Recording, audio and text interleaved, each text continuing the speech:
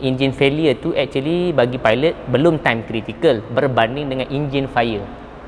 Engine fire kita land as soon as possible, tak kisah sayap tercabut ke apa tercabut ke.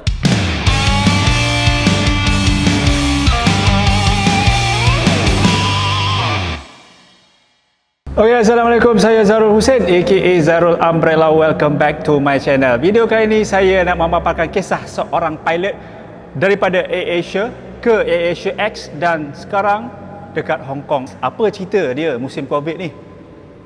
Selepas ini.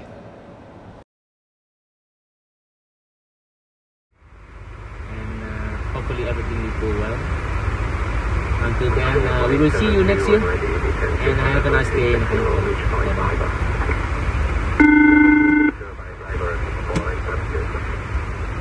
Hello, Syafi. Okay, Assalamualaikum. Nama saya Muhammad Ashraf bin Muhammad Isa. Berasal daripada Kedah. Berumur dah 35 tahun. Sudah berkeluarga. Saya ada anak 2 orang. Saya tamat kursus penerbangan di Melaka atas pinjaman mara lah time tu. Kemudian saya dapat offer daripada Malaysia Airlines dan juga AirAsia. Tapi time tu AirAsia bagi offer dulu, kemudian saya join AirAsia sebagai pelatih di AirAsia. Kemudian kita start dengan junior first officer, kemudian senior first officer di AirAsia lah. Kemudian daripada AirAsia saya berpindah ke AirAsia X.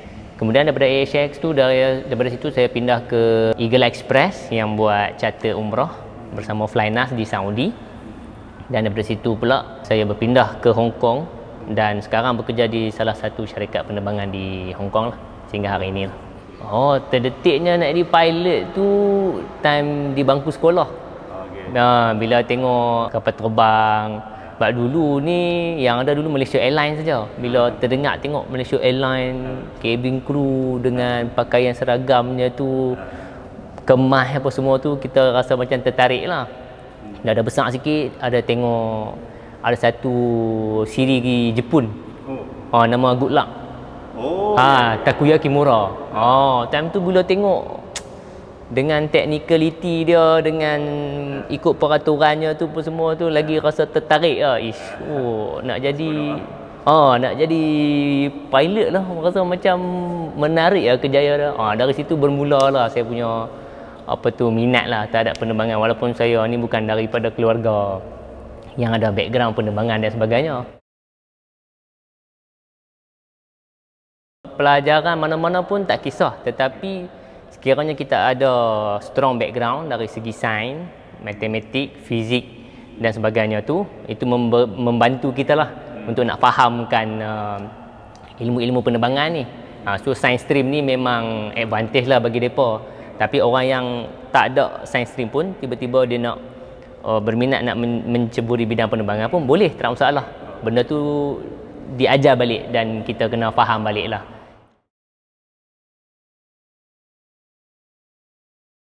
Dia ada 2 pengalaman kat situ. Satu pengalaman betul-betul kita duduk dalam kapal terbang dan terbangkan. Time tu terbang dengan instruktor lah. Masa berlatih di kursus penerbangan di Melaka tu.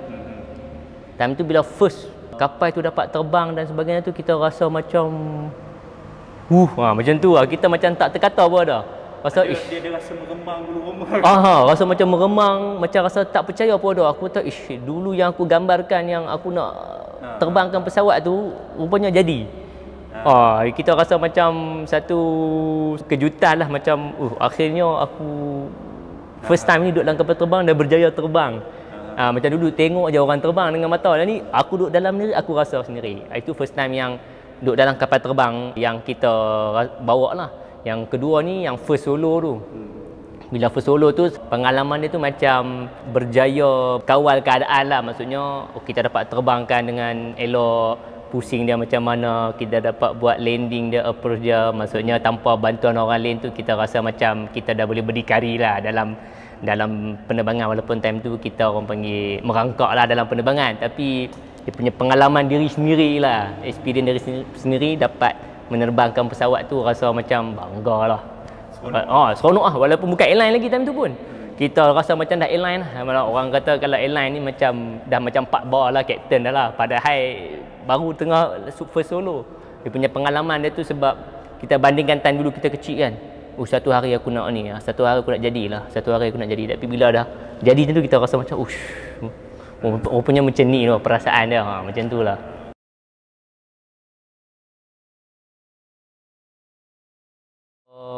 Saya ni memang tak boleh berjauhan daripada keluarga lah.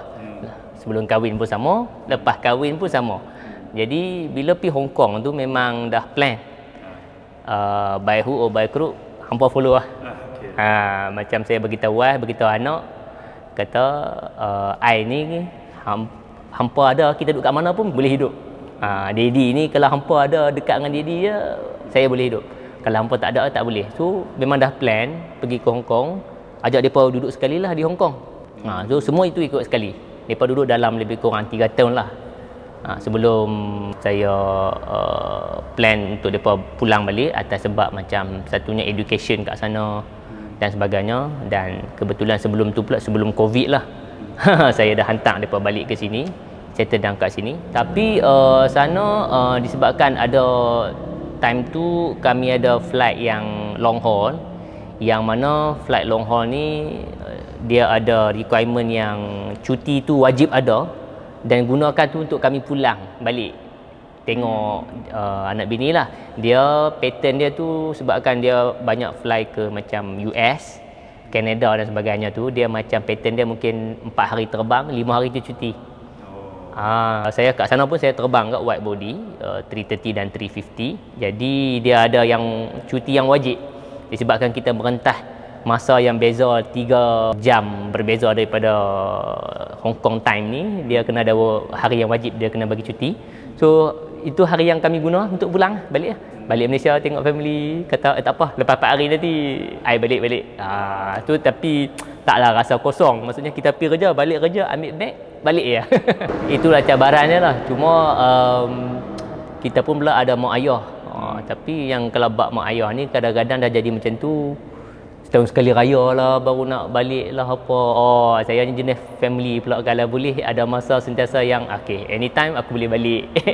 Kan jumpa mak ayah, tak payah nak tunggu raya pun kita ada masa. Tapi bila jadi macam tu kita tak ada masa sangat lah, kita nak jumpa balik, kadang-kadang kita telefon je lah kan, itu sajalah. Saya Ilya, asal daripada Kedah, umur 32 tahun. Tahun ni tahun ke-10. 10 tahun? 10 tahun. Saya kahwin lepas, sebenarnya kalau ikutkan selepas dia habis flying school. Kiranya dia habis flying school, kita orang kahwin, lepas tu dia masuk Asia. Tak ada, sebab masa tu anak kecil lagi kan. Saya baru masa dia pergi ke Flynas tu, saya baru lepas bersalinan anak kedua. So memang dekat sini. So dia ada balik lah? Dia ada balik. Lepas sebulan dia duduk sana, dia balik. Macam tu lah, ulang-alik dalam 2-3 kali macam tu. Lepas tu dia pergi ke Hong Kong, baru saya ikut. Cabaran dia selalu tak ada. Dia selalu tak ada. So kena tahu, okey, dia ni cuti tak macam orang lain. Saya memang dah tahu, okey, kalau Sabtu Ahad tu memang jangan harap sangatlah kan. Raya pun jangan harap sangatlah. Macam dah memang dah anak-anak pun dah faham. Tapi macam saya kata masa awal-awal dulu, dia masa yang di company dulu okey, dia selalu balik. Masa yang dekat Hong Kong ni sikit lah. Kadang 3-4 paling lama seminggu juga lah. Okey, jujurnya awal-awal tu memanglah saya selalu cemburu tu, tak adalah sangat kan. Kita nasihat, jangan buat hal kerja elok, jangan buat hal. Selalu macam tu lah. Sebab nak percaya sangat pun tak boleh, nak kacau sangat pun tak boleh kan. Dia cari kerja kan. Jadi kena percaya, tapi jangan buat hal selalu nasihat macam tu je lah.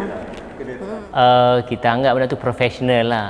Kita sebab bila kita kerja ni, ambil satu flight, kita dah work as a team. Bila work as a team tu, kita mestilah ada macam satu perasaan caring juga dekat kita punya squad kita, anak kapal kita. Kadang-kadang tu mungkin benda yang kita care pun kadang-kadang mungkin disalah erti, disalah faham kan. Padahal kita dalam team, kita memang macam tu, ambil berat. kita ambil tahu kan, dan kita menjagalah semuanya tu. Itu antara salah satu cabaran. Tapi bila orang lain tengok tu, kadang-kadang dia tengok ni macam nak melebih-lebih lah, nak merapat ke, hang nak try aku ke apa dan sebagainya.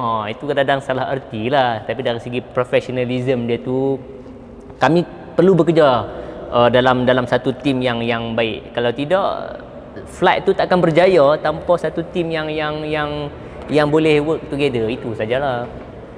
Macam saya sebagai juruterbang ni, ada seronoknya dan ada tak seronoknya. Bila seronoknya tu dapat bersama family tu jadi lama, dan ada hari yang orang tak dapat, kita dapat.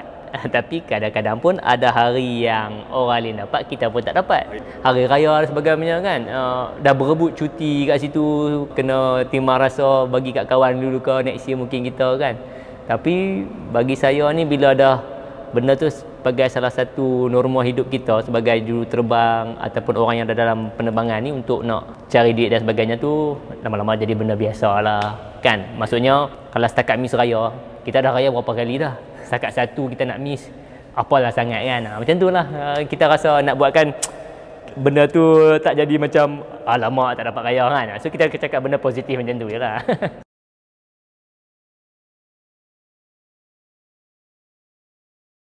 Okay. Bila ada kata cari lubang tu, maksudnya selalunya pilot tu dia mencari lubang atau celahan-celahan yang kosong, yang tak ada awan. Kadang-kadang awan ni terbentuk dan dia juga ada lorong-lorong dia, lorong-lorong yang kita boleh nampak through. Bila pilot ni, kalau dia boleh nampak through apa yang ada di sebaliknya tu, dia akan ambil jalan tu lah. So dia boleh nampak sambil mengelak awan, dan kita cari jalan yang selamat supaya tak ada terbulan di belakang. Terbulan di belakang ni salah satunya pasal keselamatan lah. Kita nak menjaga kapal itu sendiri, dia punya integriti kapal itu. Kemudian passenger lah, orang yang membayar duit dekat kita ni. Tak mau bagi goyang, nak bagi ada flight yang selesa dan sebagainya. Dan juga cabin crew. Sebab time tu cabin crew mungkin tengah doing dia punya servis. Kita tak mau yang cut yang panas dan sebagainya tu. Itu semua faktor-faktor keselamatan lah actually. Bila kita terbang tu, kita cari lubang. Yang cik tu kata, okey, kalau kita fly siang, kita selalu gunakan visual. Radar ni sebagai reference lah, nak tengok intensity cloud tu, dia punya dalam dia tu banyak moisture ke tak banyak moisture ke. Tapi kalau dah siang kita ada nampak seketut awan tu, kita senanglah nak elak.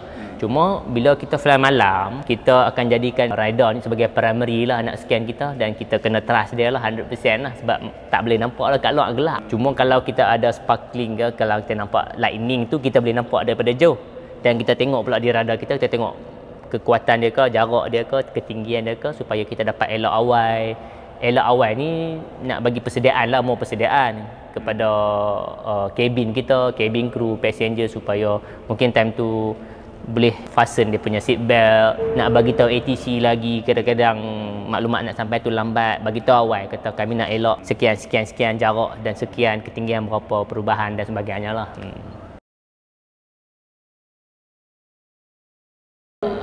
Dia landing tu, bila kata smooth tu, yang kadang-kadang passenger kita tak rasa tu, kita rasa satu landing yang bagus.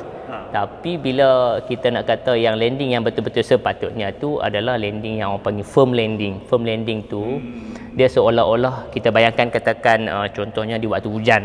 Di waktu hujan tu kadang-kadang permukaan runway tu ada layer, water layer kan, yang ada di permukaan tu.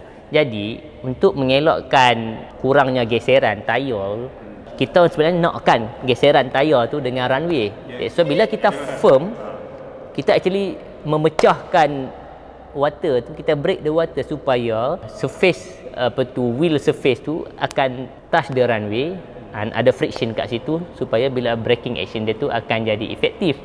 Instead of kita macam smoothkan dia, kita macam seolah-olah slide, kita actually duduk atas surface of water tu. Bila ada surface of water, bila tak ada friction kat situ apa semua, kemungkinan licin lah. Senang cerita, bahasa mudah, licin lah. So kita pump, break the water, kita dah pecahkan, dia terus dah, kita dah lekat di runway.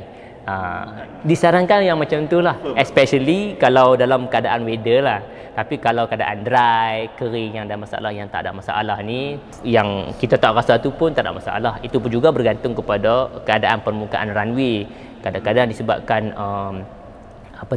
runway ni dah ada bekas-bekas tayar dan sebagainya, tu pun membuatkan permukaan dia tu licin juga, so dia tak ada friction kat situ kalau kita dah land. So sebaik-baiknya kalau kita dapat buatlah landing yang macam tu, boleh juga. Sebab dalam penerbangan ni dia jadi macam satu benda, semua benda tu dia akan jadi optimum, tak terlampau kurang, tak terlampau lebih. Macam yang smooth ni mungkin terlampau kurang, tapi dalam ideal situation tu baik kita ambil yang optimum. Dalam semua keadaan tu diguna pakai. Mungkin yang smooth tadi tu, kalau keadaan cantik, runway dia pun ada grip, tayar mungkin tayar baru, getah ada lagi dan sebagainya, tak licin, tak hujan, okeylah, cantik lah. Tapi yang terlampau rough sangat pun tak boleh, dipanggil hard landing. Bila hard landing pun tak boleh juga. So dalam penerbangan ni kami banyak menggunakan istilah tu, orang panggil optimum lah. Jadi kalau fly pun, kenapa? Tanya kenapa fly certain kaki ni ada yang tinggi, ada yang rendah, apa semua. Itu bergantung kepada berat. Senang kalau kita cakap satu flight tu dia ambil yang optimum. Tak banyak sangat minyak pakai dan sebagainya. Semua yang optimum. Tak jauh sangat, tak dekat sangat. Bergantung kepada keperluan flight itu sendirilah.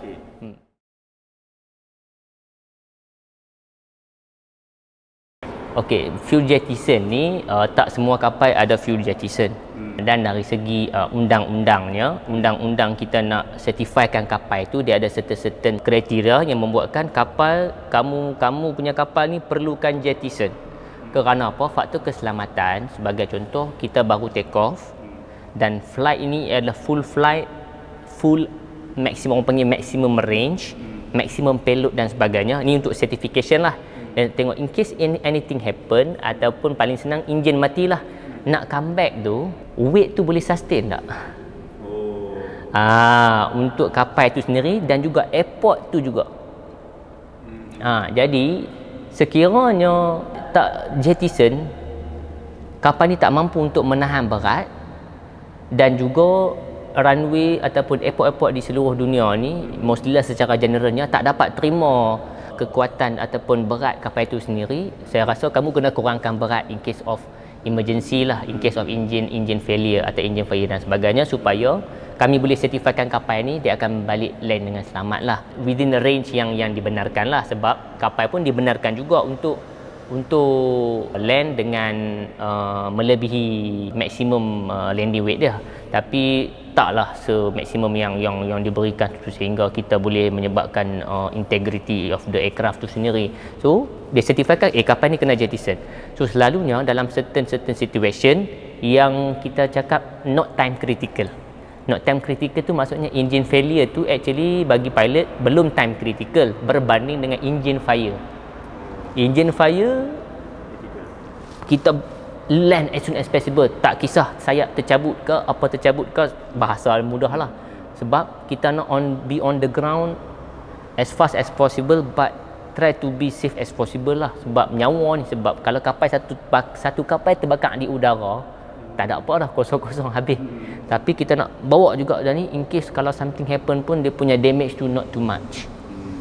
So dia berbalik yang hak tadi, fuel jettison tu prosedur yang bagi kami ni bergantung pada emergency yang kami ada. Kalau perlu fuel jettison, tak time critical lah.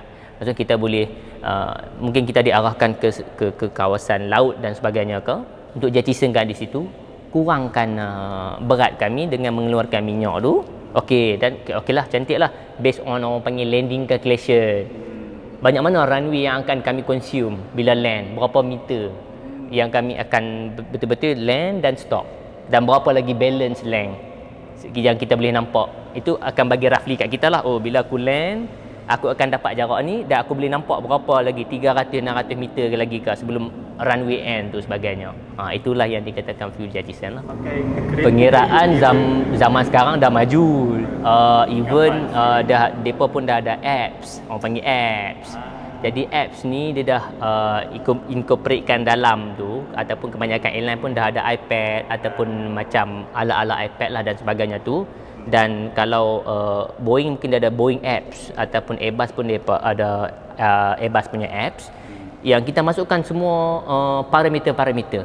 Contohnya kita pilih jenis-jenis failure, suhu, angin, airport di mana nak landing, berapa panjang runway dan sebagainya.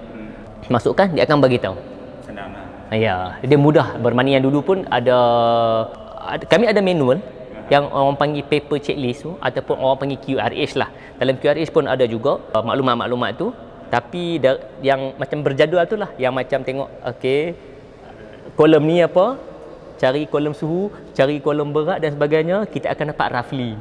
Dia akan ada range ke okey, kita akan land dalam 1000 ke 1500 meter dan sebagainya, bergantung kepada parameter semasa yang kita ada lah. Okey, sebelum COVID lagi saya dah hantar family balik.